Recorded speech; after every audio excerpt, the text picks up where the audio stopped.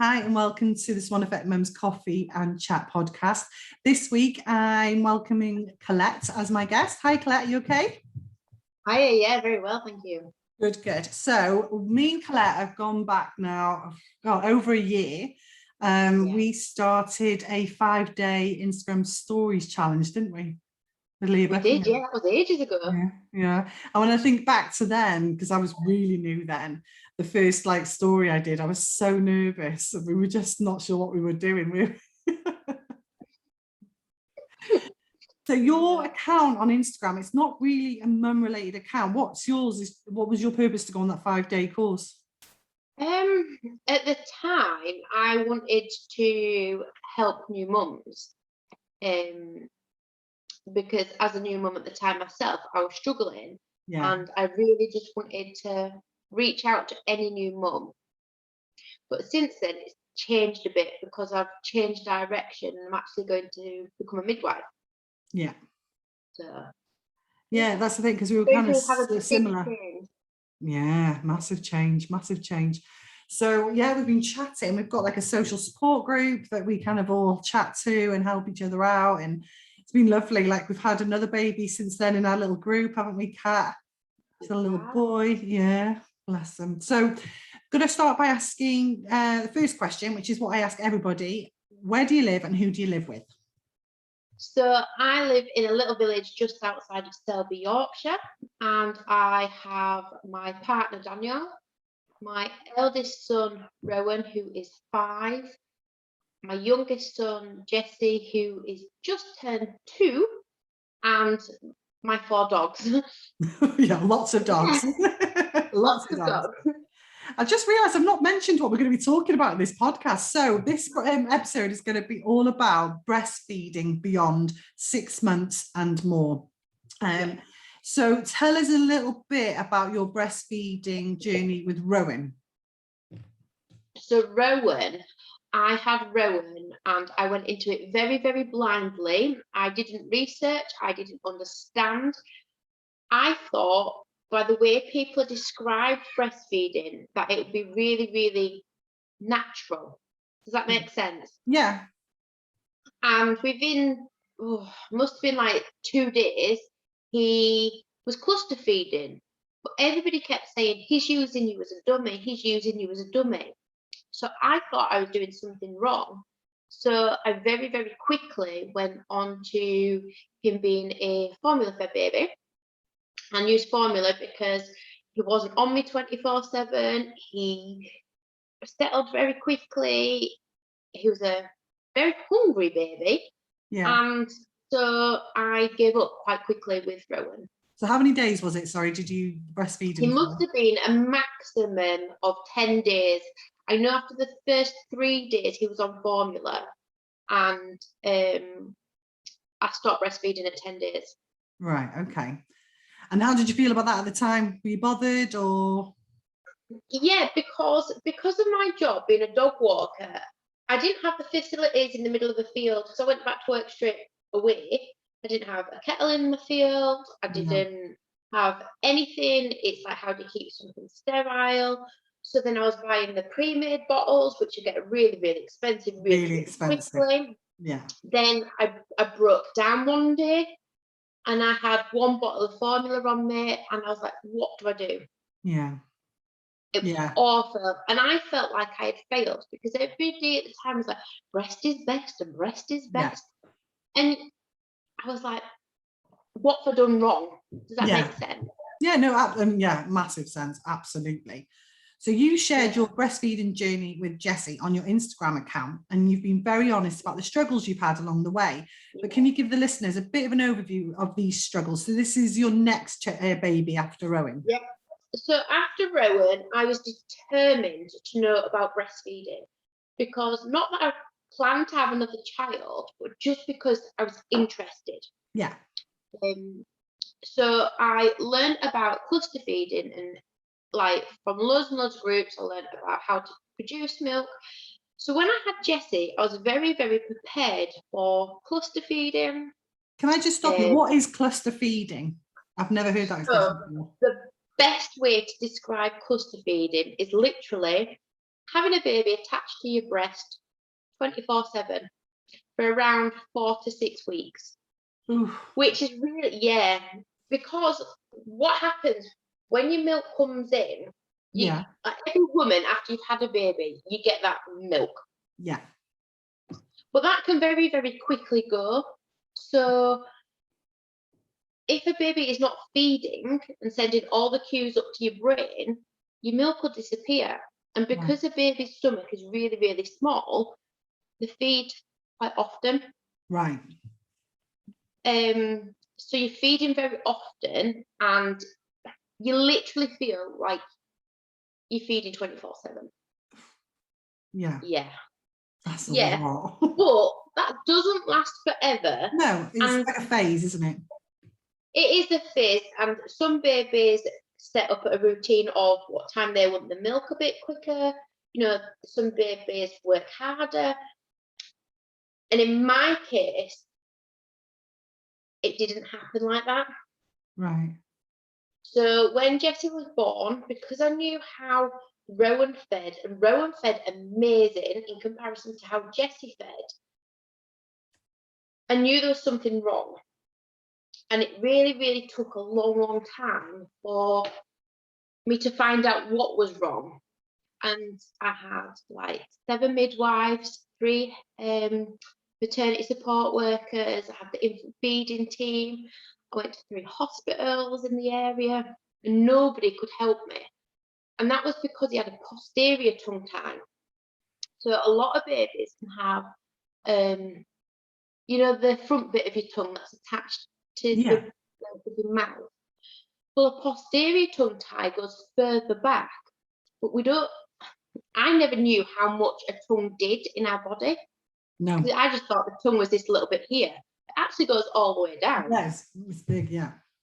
Yeah, which I was a bit naive. I didn't know anything about. So he had no use of the back of his tongue, like none. Oh, So right. when a baby feeds, whether they're breastfed or bottle fed, predominantly breastfed, they feed like this. Like Yeah, the you can see their goes tongue up. going like a wave, isn't it? Yeah, but he didn't have this back bit, so it was just like this. Oh, does that cause like choking or anything though? Because it's just No.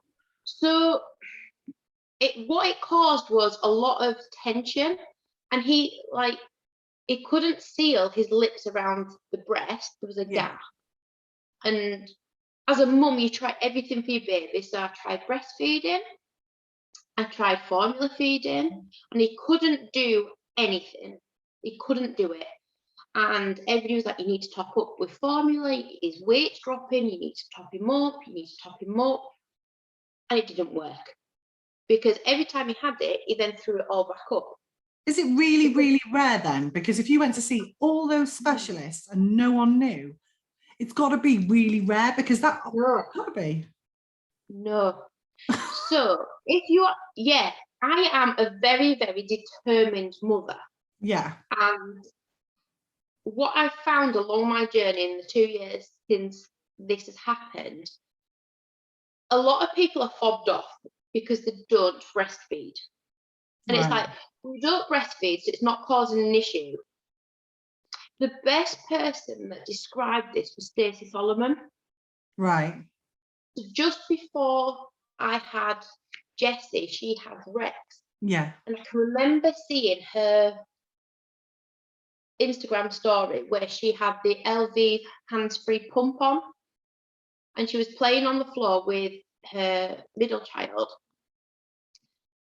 And I just saw a broken woman, because I felt exactly the same, because I was going through that, why aren't you feeding? What am I doing wrong phase?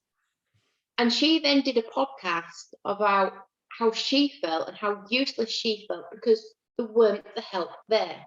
Nobody could understand. And it wasn't until Rex was around 9, 10 months old that she then found like a lactation consultant that deals with tongue ties. But it is quite common. It's crazy they've got to take to that point to get seen. And let's Yeah, face it, so Stacey Solomon's a celebrity. She's got many. She's probably gone private as well. So imagine on the NHS. yeah. So now to deal with a posterior tongue tie, or even the frontal one, if it's not done, especially if the frontal one is not done within 12 weeks, you will not be seen. The posterior one, the NHS will not sort out. And they're trying to pass in Scotland a policy for the NHS to deal with tongue ties. Was it like an operation or something like that? Oh. Yeah, so all it was, so you've got two types of detachment. You've got literally a pair of scissors that go in and cut down. And then there's two laser surgery dentists in the UK, one in London and one in Huddersfield, that do laser surgery. And I reached out to a lactation consultant in America. Yeah, because I was messaging everybody to help. Yeah. I messaged a woman in America and she was like, try this place. So my Jessie ended up at 5.5 months. After 5.5 months of struggling, after going on, because I ended up on medication, which I put a lot of weight on with. I ended up having to use donor milk as well because I couldn't produce enough myself. Yeah. And the formula was too thick, so he just couldn't swallow it. So I had a friend that breastfed that I nicked her freezer stash of milk to feed mine, just so he was fed. So would he have struggled if you hadn't have breastfed and just formula fed? I tried the formula. That's what I mean. So you were damned if you did and damned if you didn't, basically. Because so, blind. Yeah. So that's something for any mum, really. Yeah, he had to fail to thrive before anything would have been done. As a mother, why would you fail? Why would you fail your child to feed, which is a simple thing in life, in order to get help? Yeah. But nobody could help. So I managed by adjusting the breastfeeding and to get the donor milk. I mean, that a lot of people might not agree with that, but when it's the only way you can feed your child, you do it. And we tried going dairy free because we've got told that it's because he's allergic to cow's milk. Yeah. So I went dairy free, which is a killer when you love milk. Yeah. I tried the dairy free formula. I tried it was on Gaviscon. It was on 8 sachets, I think, of Gaviscon at a time. Oh. Yeah, so it was really, really, really, really intense. It was horrible. Like, I can't describe how horrible it is. And I thought the issue was me. Does that make sense? I thought. Well, I think anything that happens wrong with a baby, I think we all think the same, don't we? You know, everything. You think, oh, is it because I did this when I was pregnant? Is it because I was cycling when I was pregnant? Is it because I had that cheeky Starbucks coffee? You know, we just look at the smallest things when really, in reality, it's just nature sometimes, and it is just what it is, isn't it? Oh God, yeah. I mean, I thought I was going crazy because every professional that I saw was like, no, his latch is fine. No, he's fine. And I'm going, he isn't. Yeah. Why is he losing weight if he's feeding right? Yeah. Whether that was formula, whether that was breast, anything. And it wasn't until I found a little technique for myself where I basically expressed my milk into his mouth, so all he then had to do was swallow. Yeah. You don't have to do the movement of the mouth, is that what you mean? And the tongue movement of the nose. So literally, I was using my breast myself and then put it in, like, straight into his mouth, and then he'd swallow. It was the only way. And when I got the donor milk, as well as my own expressed milk, I had to syringe feed him. So when you're saying donor milk, do you mean your friend's milk, or is there somewhere where you can actually get donor milk So there is somewhere you can get donor milk. I think it's called, on Facebook, there's Human Milk for Human Babies. Right. But I don't 100% know if that's screened. Right. So if you donated milk to, let's say, like the NICU hospitals, for hospital babies, yeah, they go through a lot of screening. Yeah, and tests and. Whereas I couldn't access that milk for Jessie. No. So I had a friend that I knew didn't drink, I knew didn't smoke, and I rang her and said, "Can I have your milk?" Yeah. Yeah. Blimey. So the next question I was going to ask, what made you persevere and why was it so important for you to push through these hurdles? Because I just thought the breastfeeding thing, but really in reality, you just would have done at the time whatever was best for him, wouldn't you? I would have done whatever it took. Yeah. But he didn't like the formula. He threw it up. And the breast milk was thinner. It's thinner in texture to the formula. Go down easier. Yeah. Yeah. So it was the only way that I could do it. It was the only way I could feed him. And I'm very, very strong-willed. Yeah. So I persevered and I got the help eventually when he was 5.5 months old. And then it took us about 3 weeks after that of persevering properly, and he still feeds perfectly now. That's great. It's just, like I said, perseverance, isn't it? Yeah. Blimey. But it affected everything. It affected weaning. Yeah. Because he had a really lazy tongue because he didn't use it. So weaning was not started till around 9 months. So he's only just started eating in the last 4 months properly. Where I could give him a food, like cereal, for instance, he couldn't do it.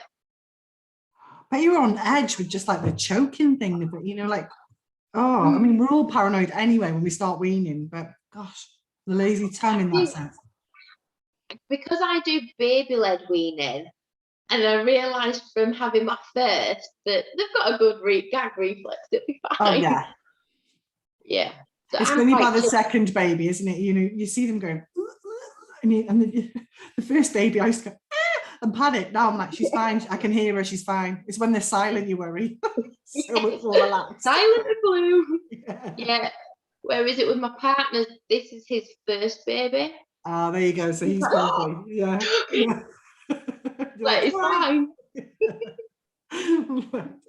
So the next question, how long would you recommend a mother breastfeed her child? Do you have a particular age that you have in mind for stopping with Jessie? So obviously he's 2 and you're still breastfeeding. Do you have an idea in mind? So I believe that every mother has a choice of how long they want to breastfeed for. If they just want to do the first feed, if they just want to do the first 6 months, or whatever a mother wants to do is personally their choice. Yeah. Now, I do know the World Health Organization does say they advise exclusively breastfeeding for the first 6 months and to feed with complementary foods for 2 years and beyond. Right. Now, in other countries, they let the baby, toddler, young child self-wean. So that could be anything from 5 to, I've known children of 8 self-wean. Really? Yeah. Sorry, to ask another question, does self-wean mean when they decide themselves that they don't want to? Right, yeah. Okay. Yeah. So for me, my personal choices, I don't want to be feeding much longer now. He is fed once in the morning, once at night, and that is it. I just want me back for a little bit. Yeah.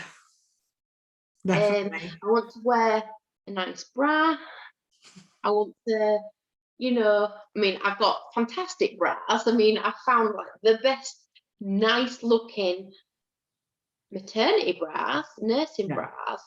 I just want me sexy back. Bra. Yeah. I just want it doesn't come undone in the front. Yeah. I just want me back. But I'd have it's had so many benefits to me as breastfeeding. When we went on holiday, I didn't have to take bottles. No. Feeding on a plane, you just whip a boob out. If I broke down in my van, just whip a boob out. Yeah. And that was fine. But for me now, I'm ready to stop. Yeah. And that's fine. So That's I'm your choice to do that. Yeah, yeah. How will you kind of introduce that to him? Because he's older now. So like you said, I suppose it's not necessary, you know, like he doesn't need it, but it's more like Fionn has a bottle still before she goes to bed. I mean, she's 3 and she doesn't really need it, but it's a comfort and it's routine and she likes to have it. And then she either falls asleep on me or then we go to bed. And people say, oh, she shouldn't really still have a bottle. And I'm like, well, it's once a day, you know, at night time, and it's comfort and it means everything's calm before bedtime, which is lovely. So how are you going to wean? Because I'm thinking, how am I going to wean her off that as well at some point? How are you going to wean him off it? So Rowan didn't finish bottles until I think he was 3. Yeah, I think Fionn loves them. And Rowan, like oh God, that kid. I was going through nearly 3 tubs of formula a week with him. Literally every 2 hours, he'd have 2 9-ounce bottles. No. Yeah. That's all he would have. He wouldn't eat. Oh. He was just like, like the milk. Even now with like milk, if you give him a milk glass of it, it's gone like that. He loves it. Absolutely loves milk. Yeah. So with Jesse, what I've started doing, he'll be like, booba, booba. And I'll be like, 10 seconds. I'll go 1 and count to 10 and then right, no more booba. Oh, okay. So it's just really quick. Yeah. On a night before bed, I would let him have whatever he wanted. Because like you say, it's comfort. Yeah. It's what they know. And same in the morning.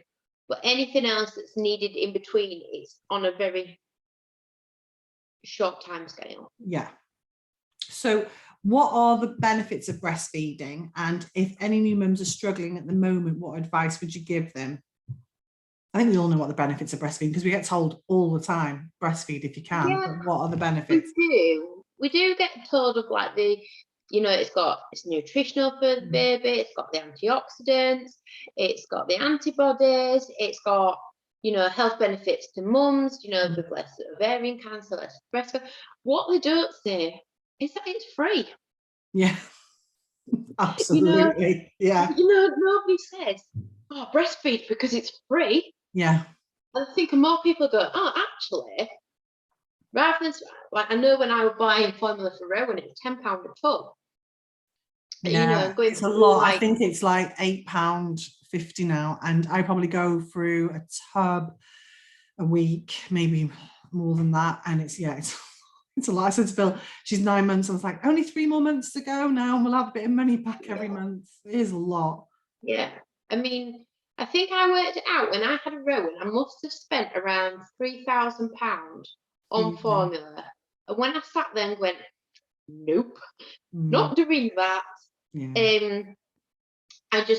I knew breastfeeding was for me. At the time, I didn't know that I'd have all the troubles, but so I think that was a big thing, was that it was free. And I take my babies everywhere with me. I don't have like family help or people that'll just take a baby for me. What about your partner though? Like, just so, are you saying you've never been away from Jessie in 2 years? Would you, what do you call it, express feed in a bottle maybe, and then your partner, if you went out with your friends for an hour or 2 or something? So I did go to an Ed Sheeran concert. There you go. And by the end of it, like this was when we were really, really struggling with feeding, and we were trying the bottles anyway, and he did syringe feed him some express milk. But I can remember when I got home, I couldn't move. I couldn't, like, the last song I couldn't clap to because my boobs were like, Katie, so full. Oh, it was so, I could, like, wearing the seatbelt, I had to put it under my boobs because they were just so full. But that's the only time I have felt we don't have the help anyway. And a lot of people say, well, my partner wants to feed the baby to bond. I've got the biggest, like Jesse's the biggest daddy's boy going. Like their relationship is second to none. Yeah. But what I've done when I've worked with other women, I said, Daddy can help. Lie on your side and go to sleep. Yeah. Because Daddy can put baby on and off your boob and lie there and check that baby's okay. And a lot of men have gone, oh, I didn't realise I could do that. I was like, yeah, tell her to go to sleep, lie on the side, put baby on the boob and off the boob and watch him or her. I said, and it doesn't have to be that either. I used to bottle feed, and I used to think, oh bless him, he's working at 7:30 in the morning. But if the babies were up at night, I would, because I obviously bottle feed. So I have a prep machine. So I'd say, right, I'd get her out of the cot, pass it to Daddy. Daddy would like take a nappy off, change a nappy, give her cuddles until I came along, and then I'd feed her. So you're getting best of both worlds, and then sometimes he would help, obviously, the weekends and things like that. But I don't think this bonding thing, I mean, it's lovely for the mum, I think, and that's important, but the dads can do so much more and other things to help around that time as well. See, I don't think bonding is just by feeding. No, absolutely not. You can have a bath with them. Yeah. You can take them on the pram. Yeah. You can bath them, change them. Skin to skin. Yeah. I don't think, I mean, that's another benefit of breastfeeding is you don't have to get out of bed during the night. No. No. Like, people don't tell you that when you're breastfeeding. They don't go, oh, breastfeed, because you don't have to get out of bed at 2 o'clock in the night, especially in the middle of winter when you turn the heating off. And when it's free. Yeah. Yeah. Absolutely. Yeah. So that is a massive benefit. Oh, just lost your video. Collette, I'm going to go have another break now anyway. That's come at the right time. Colette's just gone off screen, so we'll come back shortly. Okay, I'll just pull the kettle on. Yeah. Okay, bye. Yeah. Welcome back. So the next question I wanted to ask was, do you think there is a lot of pressure for new mums to breastfeed from hospitals, from midwives, from health visitors, and do you know what, other breastfeeding mums? Honestly, no. Like, to begin with, in the beginning of your pregnancy, it's breast is best, breastfeed, here's your breastfeeding leaflet. As soon as you pushed that baby out or had the surgery to have that baby out, and as soon as baby loses a little bit of weight, top up with formula. Yeah, you need to formula feed a bit more. Yeah, you need formula.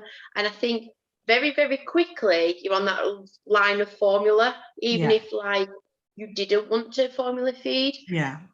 I don't think there is enough support for any new mum at all, whether you breastfeed or formula feed. Yeah. That's being a mum that has breastfed and formula fed. Yeah. I was given no support, even though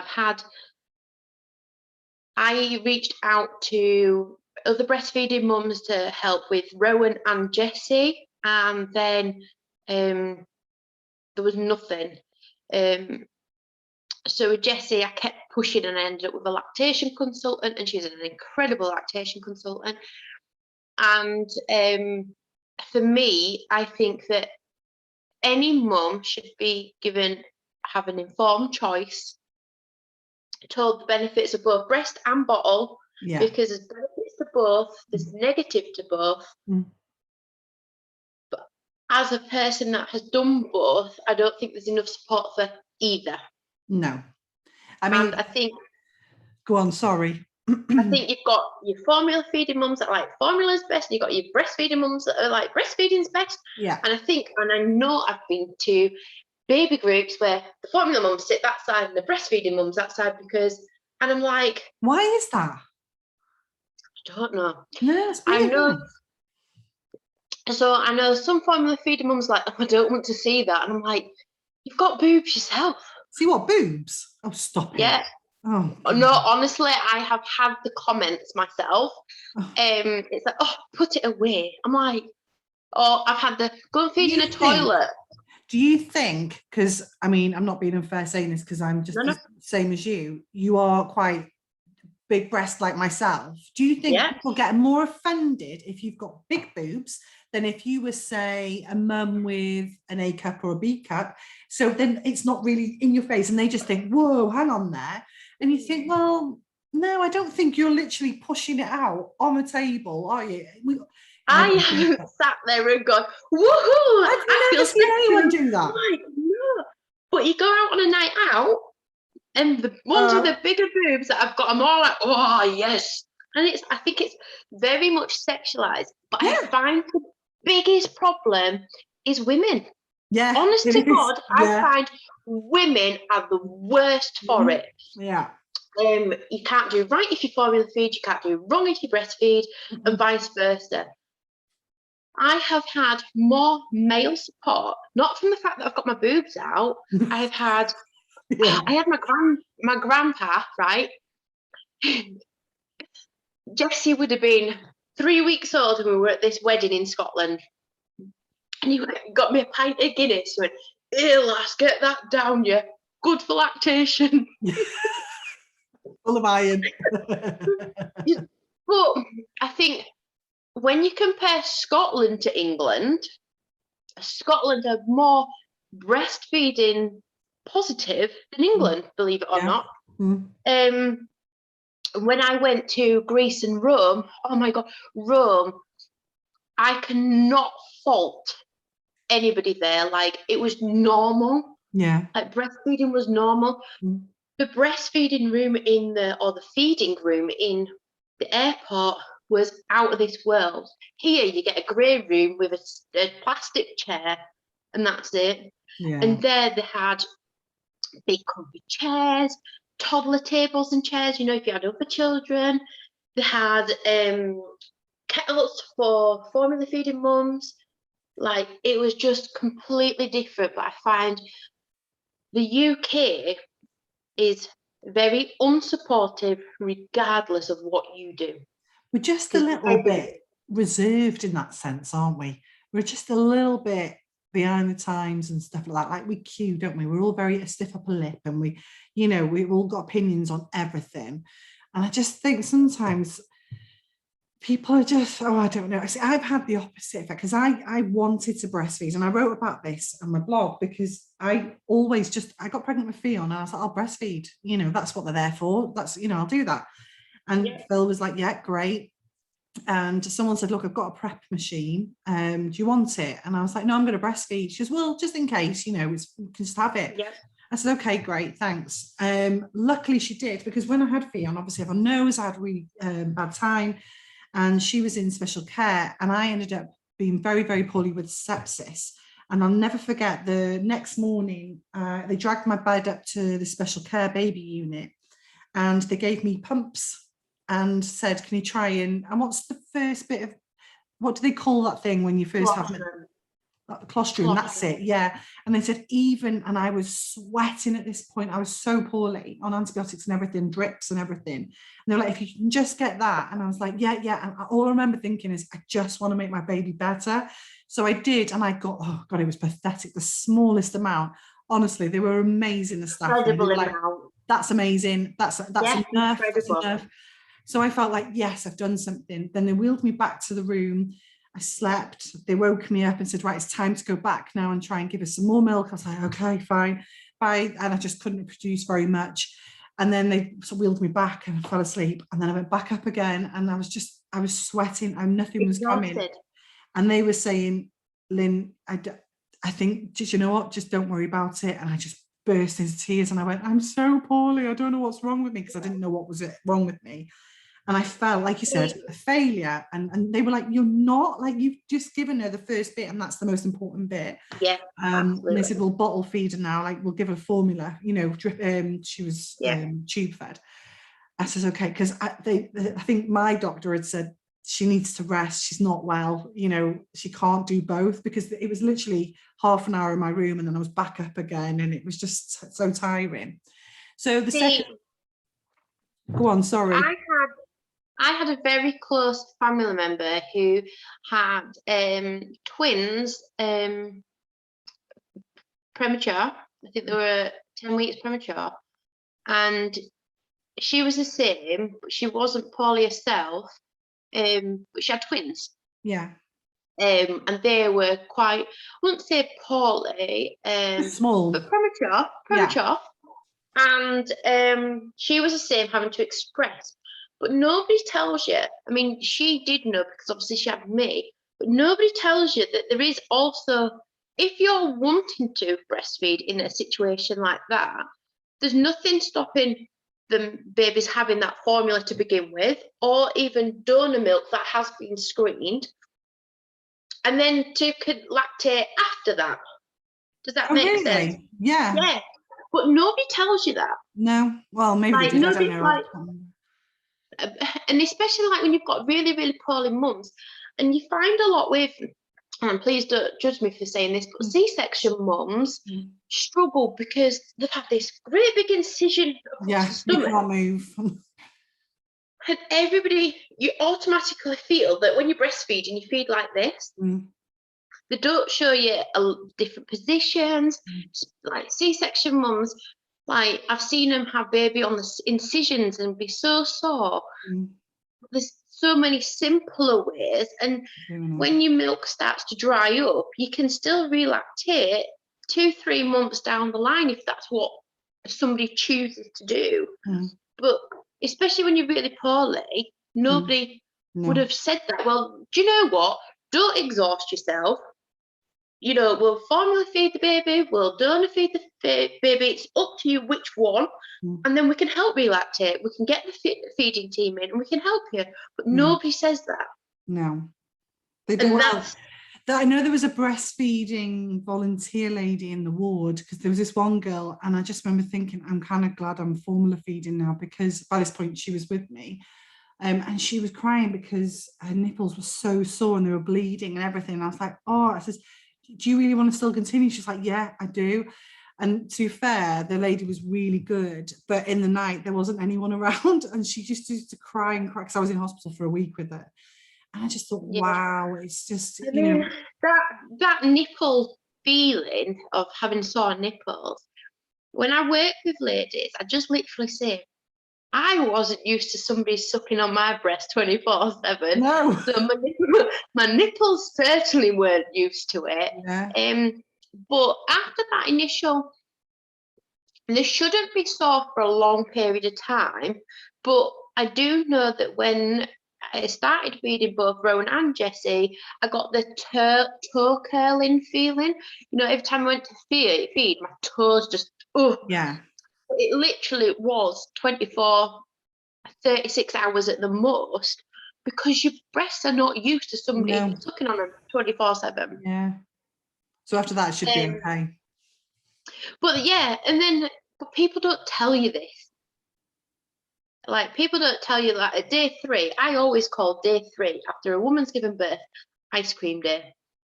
Because no matter what, if you were given ice cream, you'd cry because it was too cold, you'd cry because it melted too quickly, and it's okay. But nobody tells you this. Nobody tells you how emotional you are. No. Well, that's it. You've got the other stuff going on as well, haven't you? You know, the baby blues, you're recovering, you're sore, you're in a ward full of women. And then you've got people, especially when you're breastfeeding, it's baby's doing that. Baby shouldn't be doing that. Oh, especially because nobody knows about breastfeeding. Yeah, that's it. I've come from a mum who formula fed me. My nan formula fed my mum. I'm the first person in my family to have breastfed. Well, I think my mum was great, because she said she breastfed my elder sister and me. And then when the twins were born, they were 10 weeks premature also. And she formula fed them because she couldn't look after us two and express. And it was the 80s and she couldn't get to the hospital often enough. I mean, she was there every day, but I don't think they had a car. It was whatever happened, it was formula fed. And she says, I'm not being funny. All of you are tall, but, you know, Bonnie, we're all doing well. She said, I just think it depends on you. So we chose to formula feed Ronnie, just convenience for us. It was our personal choice. And there was a lot going on, and I just thought it'd just be easier. But this is where the next question I'm coming to is, so I formula fed my two, and at 12 months, like I just said, I've got 3 months left. We don't have to buy formula milk then. So then we're financially better off. And then we can go on full fat cow's milk. What are the known benefits for breastfeeding after 12 months? Basically, what made you continue to breastfeed after 12 months if they, the formless people say they can stop after 12 months? So with both breastfed and formula fed baby, I know I was still formula feeding Rowan at 18 months because he liked the milk. Oh, because he liked it, didn't he? Yeah. Yeah. And I slowly integrated cow's milk in. Now, Jesse drinks cow's milk, has it on his cereal. He has a glass of it. It's exactly the same. After 12 months, they can have cow's milk, they can have oat milk, they can have whatever milk they want. But like you said, it's comfort, isn't it? It's a comfort thing for him morning and night. Yeah, massively. So, he likes having that comfort of booba. Booba. And that's what it is. Booba. Booba. And that's his choice. Yeah. But not only so, like, benefits as well, because we've been in, like, let's say, a global pandemic. Yeah. With it having the antibodies, I kept feeding a little bit longer, just in case. Yeah. And I thought, you know what? I can't do anything else to help you if we got COVID. This is the only thing that carries some antibodies that would help you. Yeah, definitely. So, given that part, that was important for me, especially because of my partner's job role. He's a police officer, and then I've got myself. I'm out with people's dogs all day, going into other people's houses. So for me, it was important. And I've got Rowan at school, and Jessie was at childminder. So we're all, do you know what I mean? We're all over. Yeah. So that was important for me, but there was absolutely no stipulation when you can change different to, oh no. It's gone again. Yeah. Colette's on a laptop, and I think it's the battery's going on her. So I'll just do another little break, and hopefully I'll get it back as soon as I can. Okay, we're back now. So we're having issues with batteries apparently. So we're on the laptop again now, aren't we, Collette? We're fine. We're back on. Yeah, we're fine. So you stated that you you stated that you post your breast milk to a company called Boobling to get a breast milk ring made. Can you tell us a little bit more about this for any of the breastfeeding mums interested in getting something similar? So is it similar to when someone passes away and they're cremated and they can put their ashes into a ring for a loved one and things like that? Yeah, it was just, I found Boobling, which was run at the time by a lady called Vix, and I literally sent I think it was 5 mils of breast milk to her, and she preserved it in some resin. I did try and find it today, but I ran out of time. I think it's in a jewelry box somewhere. Yeah. Because I put my weight on. But I got it because I had achieved a year, which was my goal for feeding Jessie. I just wanted to do. And you've been through a lot as well, haven't you? Yeah. And I just wanted to achieve that year, and I thought, I'm off to. I've worked hard for it. It's been a very hard struggle. So it's an achievement of me not backing down. Yeah. It was just a reward for me. Absolutely. Fair play to you. I mean, like I said, there's someone I know now, I'm not going to break their confidence, but I'm messaging them saying, how are you getting on? She's got a really young baby, I think, 6-7 weeks old. She was really struggling. She was determined she wanted to breastfeed, and she's really pushing through. And I even said to her, please don't, it's not worth your mental health to be like this. She was really, really struggling. Messaged her this week, and she said, I've got nipple guards now, and that's made a world of difference. And, I think for anybody out there, it's a struggle, sure. I mean, some people are, very blessed, and I'm sure they give birth, the baby plonks on and breastfed, and But couldn't lovely. you say that with like a formula for Yeah. baby too? Because you've got some that have colic, horrendous, Yeah. even if they're breastfed, to be fair, or that they take it too quickly, or you've got to use the thickening stuff. I think no matter how you feed a baby, some people are lucky and some are not. See, I've got to admit, I was lucky with Vion, with formula for sure, and Ronnie, to be fair. And I thought, God, I wonder what would happen if I'd breastfed. Would it have been a struggle? And I think if I'd have had a normal birth and everything, I would have loved to have breastfed. I really would have done.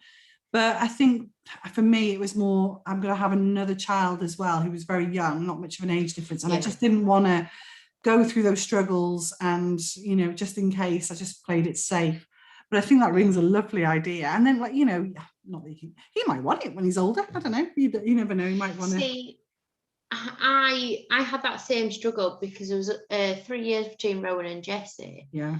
And I can remember I felt so guilty sitting doing nothing and feeding. Yeah. And in the end, I got a washing up basket full of books, jigsaws, cars, and I was like, there we go, let's do this. And it was sitting next to us, and because it was the middle of summer, it was so hot, I felt so guilty. But at the time I had no choice whether a formula fed or breastfed. Yeah, it was the same. It was still a struggle. Yeah.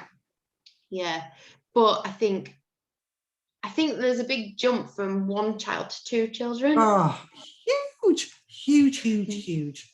Horrendous. So fair play to you for persevering through, because especially when you've got a 3-year-old, they need a lot of your attention, and they're talking more, so they're trying to make more conversation with you. It's hard going. Fair play to you, honestly. Absolutely. So that company, if anyone's listening and they want something similar, is called Boobling. So that's BOOBBLING. And is that a website, or was it on Instagram? Yeah, they've got a website as well as the Instagram, and it is a brilliant company. You get like a little, when they send out like the milk vial thing, the little package has got stickers on it, and it says like, off your tits.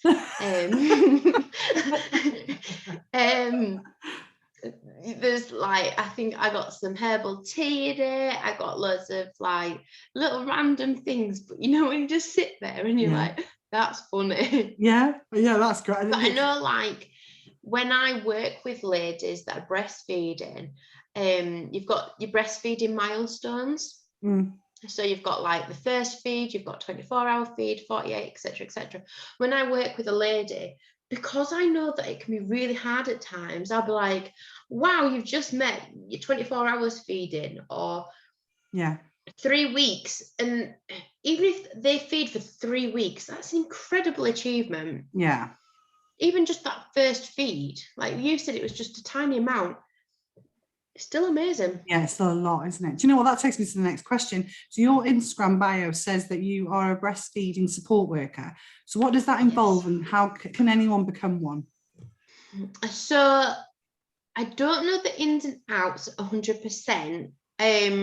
From what I know quickly of looking, it's for anybody that is breastfed a child for a certain amount of time, to work with other women that are breastfeeding. And it was a course that I went on to find out the do's and do nots of what to say, what not to say, the factual information. Because it's easy to go, I did this, so that's right, because it might just be right for you and not for everybody. So I suppose it's really important to get the facts. Especially because there's so much information. But let's say, like, I've worked with women in Dubai, I've worked with women in Spain. Wow. I've had one friend from school who had breastfed 3 babies perfectly. The 4th one was an absolute nightmare. Yeah. And she was like, help me, what can I do? And sometimes it's just that little bit of guidance. You can volunteer in like hospitals. I know you said there was a breastfeeding support worker there. I don't have the time for that, and because of COVID, we haven't been able to. I just have worked with a lot of women, or women that know somebody that knows me. And I'll just get random messages. The best woman that I worked with, I won't say best, the best success story was I walked into a woman's house and she was in tears and she was breastfeeding, expressing, and formula feeding. And I went, oh my God. What do you want to do? Do you want to express? Do you want to breastfeed? Do you want to formula feed? Because you are doing 3 types of feeding. And that's your day taken up, isn't it? Yeah. Yeah, just feed. And she had another child. And wow. I was like, what do you want to do? And she had no other support. And I knew her through another mutual friend. And I went round and I said, what do you want to do? You know, you have a choice. You can formula feed, you can breastfeed. And she was like, I really want to breastfeed. I was like, right, let's breastfeed. So I sat with her, I think for hours one day. And then the next day, I think it was about 9 o'clock at night. And she was in tears. She rang me up, she was crying. And I said, I'm on my way. So I went round and said, right, you're fine. You're doing perfectly. There's nothing that you're doing wrong.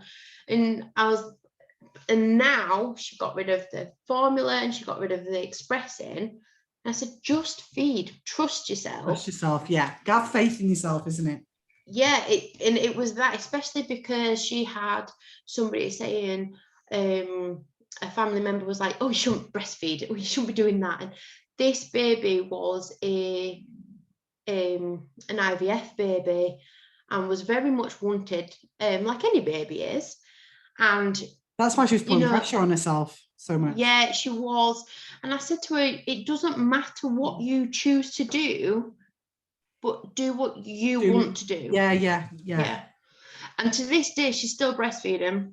Oh, bless her. Yeah, and she sent me a message when she hit 6 months. She's like, just letting you know, I've hit my 6 months. I was like, well done. You know, you just had to believe in yourself at that time. Because she was very vulnerable and because she didn't have the support, it made a difference. And I having been in that situation and not having that support and feeling useless and everything else, I never want another person to feel like that. No. Like 2 o'clock in the morning, ring me. Do you know what I mean? If that's how you're feeling, whether you breast or bottle feeding. Yeah. I think every mum needs that. Yeah, we do. We really do. So the last because question, it can be lonely. Yeah. Oh, do you know what? Motherhood can be it has been the loneliest thing I've ever done, because I've been on this planet nearly 40 years. It really, and I could be in a room with kids and I still feel lonely sometimes, just because the interaction. Be in a room of women and just feel on my own at times. That as well. Yeah. So last question, to finish this off. So as a breastfeeding mum, have you had the COVID-19 vaccination? So I am, again, make your own choice. Yeah, that's it. There's no right or wrong answer at all. I'm just curious. I haven't. That's not because I'm breastfeeding. Right. Okay. So it's nothing to do with that then. No. It's just my personal choice and circumstances at the moment. However, I have had a lot of women messaging me and saying, oh, work have said that I've got to have my vaccine, otherwise I can't go back to work. I don't believe they can legally do that. No, however, the vaccine has become licensed for breastfeeding and expectant mothers. So yeah, I should only ask, because the last one I did last week was a friend of mine who's pregnant, and I asked her, have you had it? And she went, no. And she says, I don't know why. She says, I just think I'm not going out anywhere. I'm treating it like it was 12 months ago and everyone's on lockdown. Like, because I didn't have anything because it was last year. And I said, yeah, I think I'd been the same. And Phil says, no, I wouldn't like you having the jab if you're pregnant now. But she says, but I will when I breastfeed. I won't have a baby and I'm breastfeed, but I will then, because I've looked at it and researched it and it seems all okay. So just wondering, so there's going to be a lot of mums out there wondering the same thing. So I just wondered what you... I mean, it comes completely down to choice and your own beliefs. You research and find, For me at the moment, my circumstances are I'm not having it. Yeah. But that doesn't mean that I won't support any mum that's exactly. having it, or I believe it's your own choice. Yeah, and that is the whole point, isn't it? We're 2021. If we, we can do what we like when we want to a point. Yeah, absolutely. Well, I think that's everything. I can hear my daughter crying in the background, and she's been for about 10 minutes, so I better go. And not that she's on her own; she's with her dad. Everybody, just don't panic. But yeah, I think I can hear that mummy's needed. So I think that's everything I wanted to ask. If anybody wants to find you, how can they find you for support about breastfeeding or information? So I have my Instagram account, which is collette.brooks, and I have my midwifery. Is that Brooks with an E or without an E? Just an S, right. Just KS. Yeah. And then I have my midwifery one starting up, which is Dog Walker 2, like the number 2. Yeah. Dog Walker 2 midwife. Great. So if anyone wants to speak to Collette, then please follow her on there.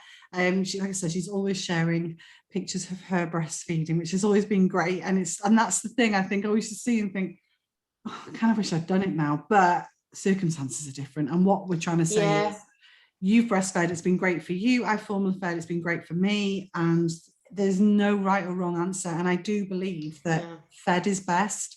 At the end of the day, every mother should have that choice. And it's their choice. Yeah. See, I definitely believe in making that informed choice, having all the facts of both ways of feeding is definitely the best thing. But not only that, having the support system. Get the support. Knowing that there is support out there, for breastfeeding, is really good. Yeah, and that's the thing. The beauty of Google, just Google and look for support in your local area. COVID restrictions are lifting, so you might be able to get people to come around now and help you, and also speak to your friends as well. If they're breastfeeding, they'll be more than happy to, like I said before, just remind yourself that what advice they give isn't, it's just their personal experience as well. Not only that, I think Facebook, there's two groups that I use quite often, UK breastfeeding guidance or something, and breastfeeding yummy mummies. You can put, I think you can get a lot with Facebook, can't you? You can type in, let's say, breastfeeding support, and there'll be something there. I know I typed in yesterday, because we've been camping, tent supplies or something like that, and I had loads of groups. Yeah, that's it. You just do searches and you find everything. But basically, don't struggle. If you are struggling, then seek help. That's the main point of this whole podcast episode. Is you've got one formula feeding mum and one breastfeeding mum, and we're both saying just do whatever makes your life easier as a mother. I think the best photo that I shared on my Instagram was with one of my best friends, and I was sat in the cafe breastfeeding, she was sat there bottle feeding. Oh, and we were like 2 mums feeding their babies. Yeah, just that's it. However we wanted, you know. Yeah. I think that's it. What I would like, just to finish this off, and I remember you messaged me 2 weeks after I had Ronnie, I ended up having a hernia, an infected hernia, and there was another bleed as well from the C-section, and I had to stay in overnight. And I remember you messaging me and saying, Ronnie can be with you. Ronnie's allowed to spend the night with you. And I said, I know I've asked already, but because I'm bottle feeding, if I was breastfeeding, she'd be able to spend the night. But because I'm not breastfeeding, then she's not. And that upset me. And I thought it's them sort of rules that divide mums, I think, because I instantly said, well, why is a breastfeeding mum more important than me? My daughter's 2 weeks old. I want to be with my daughter. And I spent the whole night without her, really upset when there was a mother across the road from me and the ward breastfeeding her daughter, and she got to spend time with it. And I thought, we've got to make it equal. And that's the point. Yeah. We're trying to say fed is best, but then the hospitals are doing that. See, I always say that to mums, just because even if you can be fed, baby can stay with you. Because Why should a baby not be with their mother I know. just because they're not there for the support, for the feeding? Yeah. And it's things like the 4th trimester. I'm a massive person that believes in the 4th trimester. You know, baby's used to your sound, baby's used to your heartbeat, baby's skin to skin. It can damage mother's mental health by not being with the baby. And I've suffered postnatal depression both times with mine, and I couldn't have my babies away from me. And I always say, like, if you breastfeed, whether that's once a day, seen or unseen, who's anybody else to argue with you? Yeah, I know. But yeah, a breastfed baby can be with mum up until they are 6 months of age, because that is their main source of nutrition. Yeah. Whether I agree with it, I mean, it benefited me, but it wouldn't benefit other mums. No. And that was and I just remember that really hurt. And I was low, you know, I'd been 8 days in hospital with her, and then I'd been home for 6 days, and then they whipped me away from her, and I was just like, no, you know, it was just hard. And I think there's still a long way to go, I think, and you'll get there eventually, I'm sure.